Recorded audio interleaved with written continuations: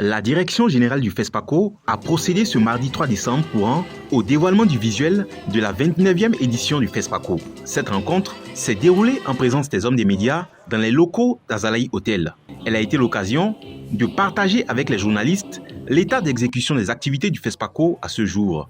Je pense que techniquement nous sommes à plus de 75% prêts pour la prochaine édition du FESPACO. Je pense que le chiffre que vous en avez besoin, je pourrais dire même que nous frôlons même les 80%.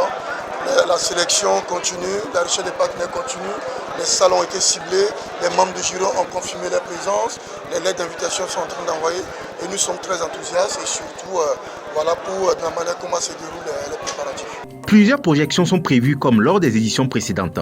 Également des rencontres entre producteurs, distributeurs, réalisateurs et diffuseurs. Des ateliers d'accompagnement à l'écriture et au développement, des colloques et des débats sont également prévus. Pour le FESPACO 2025, plusieurs innovations majeures sont attendues. Les innovations, nous aurons cette année le prix du président Thomas Sankara pour le panafricanisme, un prix que nous voulons dédier à tous ces créateurs, pour les gens de cinéma qui œuvrent vraiment pour le panafricanisme.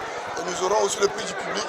Nous allons donner la possibilité aujourd'hui au public ouagalais ou sur le public qui sera là durant le FESPACO de pouvoir porter leur voix aussi sur le film qui sera doté par notre partenaire, la RTB. Nous aurons aussi, disons, une exposition permanente au siège du FESPACO qui est sur les personnalités inspirantes du cinéma, les hommes et les femmes qui travaillent beaucoup pour notre cinéma. C'est important de pouvoir les immatérialiser pour très longtemps. Malgré les violences liées aux attaques djihadistes, le FESPACO aura bel et bien lieu dans un esprit de résilience. Le FESPACO, même depuis sa création, a été un acte de militant. Qui dit militant dit résilient. Et ce qui fait que depuis sa création, depuis 1969, aucune édition du FESPACO n'a été annulée.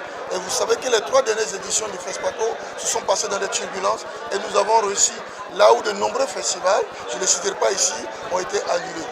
Et 2021, c'était quasi dans la même situation. Et 2025 aussi, nous allons vivre. C'est pour vous montrer en quoi nos autorités croient fermement à la force du FESPACO.